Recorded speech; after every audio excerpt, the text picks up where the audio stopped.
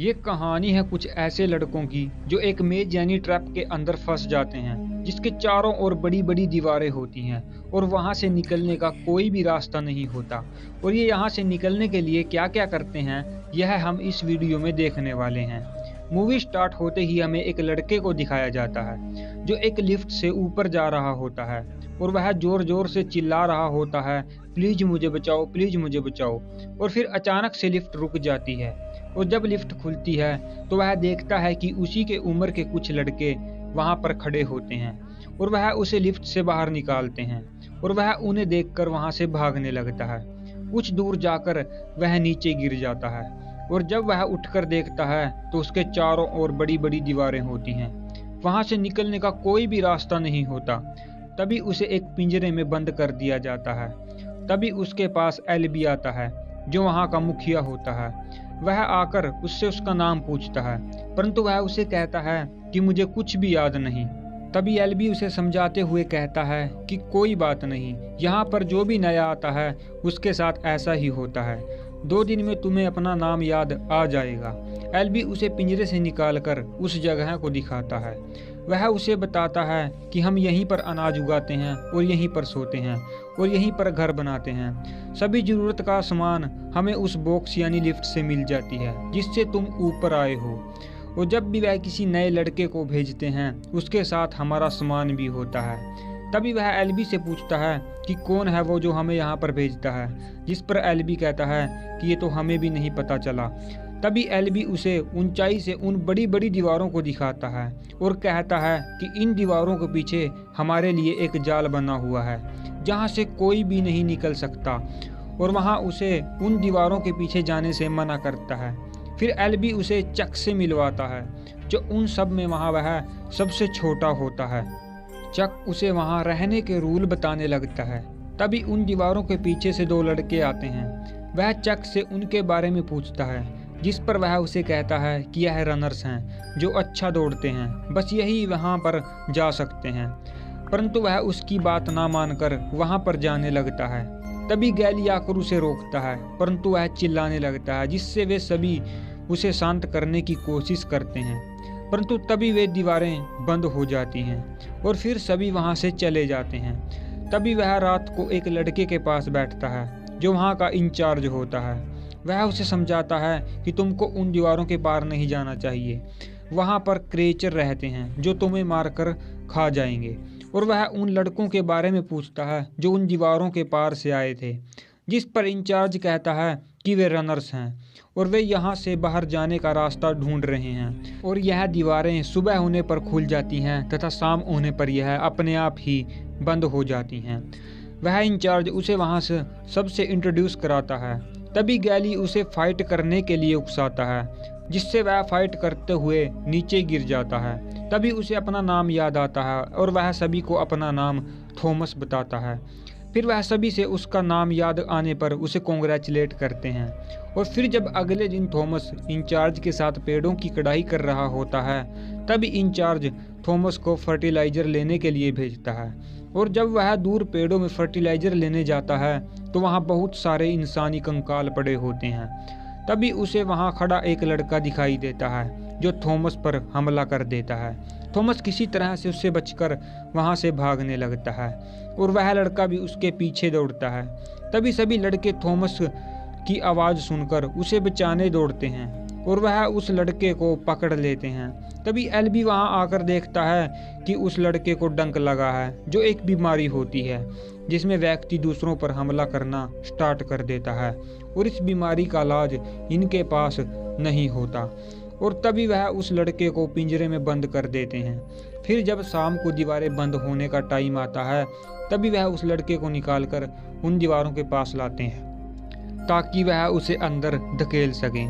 और फिर वे ऐसा ही करते हैं, सभी मिलकर उसे अंदर धकेल दिया जाता है जिसके बाद वे दीवारें बंद हो जाती हैं और जिससे वह क्रिएचर का शिकार बन जाता है यानी वह मारा जाता है। फिर अगली सुबह थॉमस मीनू और एल्बी को उन दीवारों के पार जाता देखता है जो वहां से निकलने का रास्ता देखने जाते हैं, परंतु उन्हें आने में आज देर हो चुकी होती है और सभी उनका इंतजार कर रहे होते हैं क्योंकि दीवारें बंद होने वाली होती हैं। वह दीवारें धीरे धीरे बंद होने लगती हैं, परंतु तभी उन्हें मीनू आता दिखाई देता है, जिसकी पीठ पर एल्बी होता है, और वे सभी उन्हें जल्दी से आने को कहते हैं। परंतु वे दीवारें अब बंद होने वाली होती हैं। तभी थॉमस भागकर उस दीवार के पार चला जाता है, जिसके बाद वह बंद हो जाती हैं, और अब थॉमस भी उन दीवारों के अंदर फंस जाता है। तभी थॉमस देखता है कि एल्बी को डंक लगा है। फिर वे दोनों एल्बी को उठाकर बेलों की जड़ों से उसे दीवार के ऊपर खींचते हैं, ताकि उसे क्रेचर से बचाया जा सके। परंतु तभी वहाँ क्रेचर की आवाज़ आती है, और मीनू को वह क्रेचर आता दिखाई देता है, जिससे वह थॉमस और एल्बी को छोड़कर वहाँ से भाग जाता है। थॉमस भी वह वहीं नीचे छिप जाता है।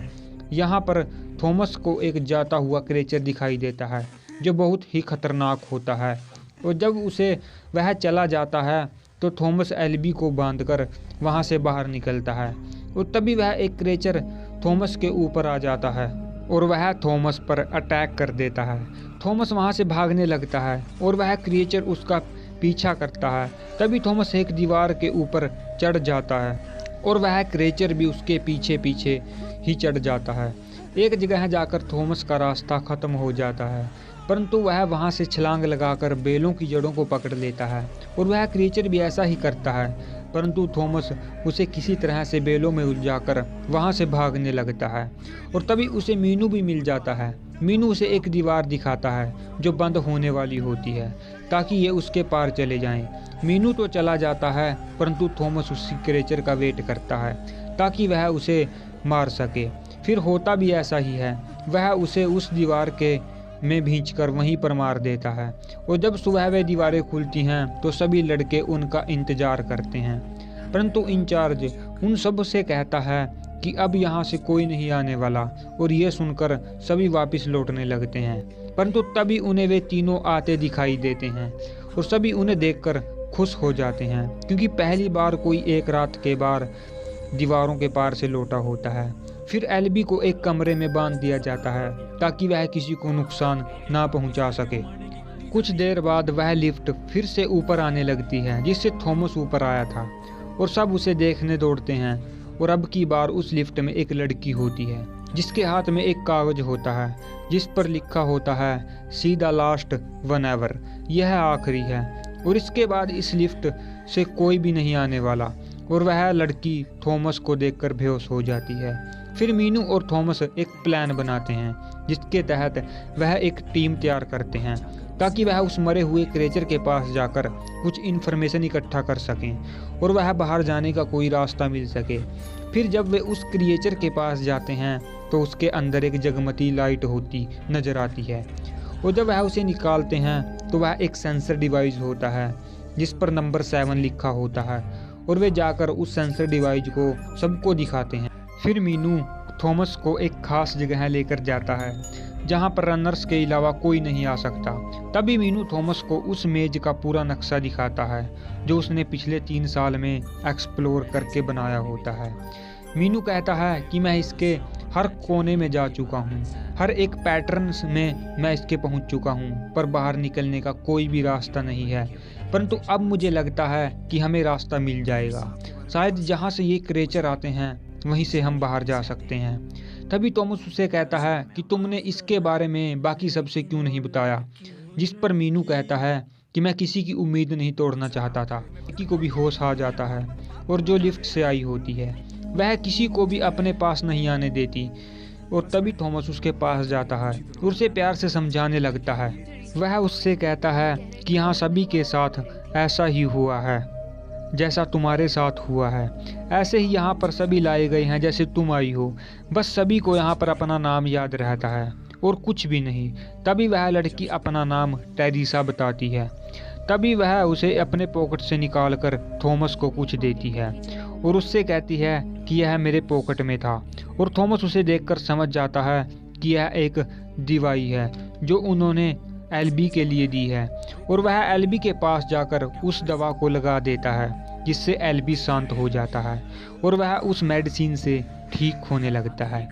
और फिर जब सुबह होती है तो मीनू और थॉमस फिर से रास्ता ढूंढने के लिए मेज के अंदर जाते हैं। ताकि वहाँ से बाहर निकल सकें। और वे उस सेंसर डिवाइस को भी अपने साथ लाए होते हैं।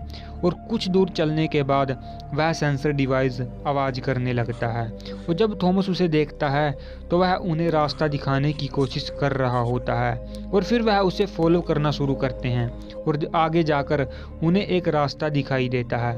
तभी थॉमस मीनू से पूछता है कि क्या यह रास्ता तुम्हारे नक्शे में है, जिस पर मीनू उसे कहता है कि यहाँ पहले मैं कभी नहीं आया। फिर जैसे जैसे वे आगे बढ़ते हैं उनके लिए रास्ता खुलने लगता है। और जब वह उसके आखिर में पहुँचते हैं तभी उन्हें एक कंप्यूटर डिवाइस द्वारा स्कैन किया जाता है और उसके बाद वहाँ पर एक हलचल होनी स्टार्ट हो जाती है। दरअसल यह मेज अब बदलने लगता है। थॉमस और मीनू वहाँ से भागना स्टार्ट करते हैं और तभी वहाँ के सभी रास्ते बंद होने लगते हैं। उनके रास्ते में जो बड़े बड़े ब्लेड होते हैं वह बंद होने लगते हैं। और देखते ही देखते उनके सामने पूरा मेज बदल रहा होता है, पूरा ट्रैप बदल रहा होता है जो बहुत ही खतरनाक होता है। और वे उससे बचते हुए भाग रहे होते हैं और जिस रास्ते से वे आए होते हैं वह बंद होने वाला होता है, परंतु तभी वह किसी तरह से उसे पार जाकर अपने आप को बचा लेते हैं। और जब वे वापस आते हैं तभी सभी लड़के उनसे पूछते हैं कि अंदर चल क्या रहा था। तभी थॉमस कहता है कि हमें बाहर जाने का रास्ता मिल गया जो उन क्रेचर के घर से होकर जाता है। और सभी उसकी बात सुनकर खुश होते हैं, परंतु गैली इस बात से खुश नहीं होता। वह सभी से कहता है कि यह हमें मरवाना चाहता है। और उन क्रेचर से दरअसल गैली थॉमस से जल रहा होता है क्योंकि सभी उसको पसंद करते हैं और वह यहाँ से बाहर भी नहीं जाना चाहता और वह इसी को अपना घर मान चुका है। और फिर वे एल्बी के पास जाते हैं जो अब पूरी तरह से ठीक हो चुका है और उसे अपना पास्ट भी याद आ जाता है। एल्बी सभी को बताने लगता है यदि हम यहाँ से निकल भी गए तो वे हमें मार देंगे। तभी थॉमस उससे पूछता है कि कौन हमें मार देगा। और जब एल्बी बताने वाला होता है तभी बाहर शोर होना शुरू हो जाता है। और जब वे सब बाहर निकल कर देखते हैं तब उन्हें पता चलता है कि जो दीवारें शाम को बंद हो जाती थी आज वो बंद नहीं हुई हैं। और उनके पीछे से क्रेचर की आवाज़ आने लगती है और सभी वे वहाँ पर समझ जाते हैं कि आज कुछ होने वाला है। थॉमस सभी को आह्वान करता है कि सभी छुप जाओ, परंतु उससे पहले ही वहाँ पर क्रिएचर आना स्टार्ट हो जाते हैं। सभी उन्हें देखकर भागने लगते हैं। थॉमस उस लड़की टेरिसा को और कुछ लड़कों के साथ जाकर झूठों में के बीच छुप जाता है, परंतु वह क्रिएचर आकर उन्हें एक एक कर मारने लगता है। और ये देखकर वे सभी वहाँ से भागने लगते हैं। तभी वे एल्बी को लेने जाते हैं और वहाँ से एल्बी को लेकर एक सेफ जगह की तरफ बढ़ते हैं जो एक झोंपड़ी होती है। और वे सभी क्रेचर एक एक कर उन सब को मार रहे होते हैं। फिर वह उस झोंपड़ी में जाकर उसका दरवाज़ा बंद कर लेते हैं, परंतु तभी वह क्रिएचर उस झोंपड़ी की छत पर चढ़ जाता है और उस झोंपड़ी को गिरा देता है और एक एक कर उनको मारने लगता है। तभी वह क्रिएचर चक को पकड़ लेता है। सभी लोग उसे छुड़वाने की कोशिश करते हैं और एल्बी एक कुल्हाड़ी से उस क्रिएचर का हाथ काट देता है जो कि एक रोबोटिक होता है, जिससे चक छूट जाता है, परंतु वह क्रिएचर एल्बी को उठाकर वहाँ से ले जाता है। और जब थॉमस उसे छुड़ाने बाहर जाता है तभी वे सभी क्रिएचर वहाँ से जा चुके होते हैं, परंतु तभी वहाँ पर गैली आकर थॉमस को मारने लगता है और उसे कहता है कि यह सब कुछ तुम्हारी वजह से हुआ है, इसके जिम्मेदार तुम हो। और फिर थॉमस को कमरे में बंद कर दिया जाता है और तभी इंचार्ज और मीनू उसके पास आते हैं। वह थॉमस से कहते हैं कि गैली तुम्हें मारने वाला है, वह फैसला कर चुका है, परंतु हम ऐसा नहीं होने देंगे। तभी वे एक प्लान बनाते हैं जिसके तहत आज वे इस मेज को छोड़कर उन क्रिएचर के घर से होते हुए बाहर जाएंगे। तभी गैली आकर थॉमस के साथ साथ उस टेरिसा लड़की को भी मारने वाला होता है और वह एक लकड़ी से उन्हें बांध देता है। वहीं थॉमस बेहोश होने की एक्टिंग कर रहा होता है और कुछ लड़के गैली के खिलाफ भी होते हैं। और वह थॉमस को जब बांधने लगता है तभी थॉमस उठकर उनके साथ फाइट करता है और तभी वे सभी गैली के खिलाफ बगावत कर देते हैं। तभी थॉमस उन्हें कहने लगता है कि जो भी यहाँ से निकलना चाहता है वह हमारे साथ आ जाए, आज यहाँ से निकलने का दिन आ गया। तभी कुछ लड़के थॉमस के साथ वहाँ से निकल जाते हैं तो कुछ गैली के साथ वहीं पर रह जाते हैं। फिर थॉमस उन्हें उसी जगह पर ले जाता है जहां वे क्रिएचर आते हैं और वह देखता है कि वहां पर एक क्रिएचर भी है। तभी थॉमस उन्हें समझाने लगता है कि हम एक साथ हमला करेंगे, और वहाँ वह उस सेंसर डिवाइस को चक को दे देता है जिससे वो दरवाजे खुलेंगे। फिर वो सभी एक साथ हमला करते हैं और वह उस क्रिएचर से लड़ने लगते हैं, परंतु वह क्रिएचर बहुत ही ताकतवर होता है। वह उनके एक साथी को मार देता है और तभी चक के हाथ में जो सेंसर डिवाइस होता है वह नीचे गिर जाता है, जिसके बाद वह उसे उठाने दौड़ता है। और जब वह उसे उठाता है तभी वहाँ पर एक और क्रिएचर आने लगता है, और वे सभी पहले क्रिएचर को तो मार देते हैं, परंतु अब उनके सामने कई क्रिएचर आ जाते हैं जिससे लड़ना असंभव होता है।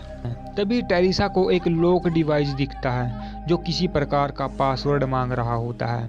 तभी वो थॉमस से कहती है कि हमें इसे खोलने के लिए 8 अक्षरों का पासवर्ड चाहिए, और वह पासवर्ड मीनू को याद होता है क्योंकि उसने ही उस मेज के अंदर का नक्शा बनाया होता है जिसके अंदर 8 सेक्शन होते हैं, और मीनू सीक्वल के हिसाब से उसे बताने लगता है। और उस पासवर्ड को भरते ही वे सभी दरवाजे बंद होने लगते हैं, जिससे वे क्रिएचर उनके तले ही वहां पर मारे जाते हैं। तभी उनके सामने एक दरवाज़ा खुलता है जिससे वे सभी बाहर निकलते हैं, और वे सभी आगे की तरफ बढ़ना स्टार्ट कर देते हैं।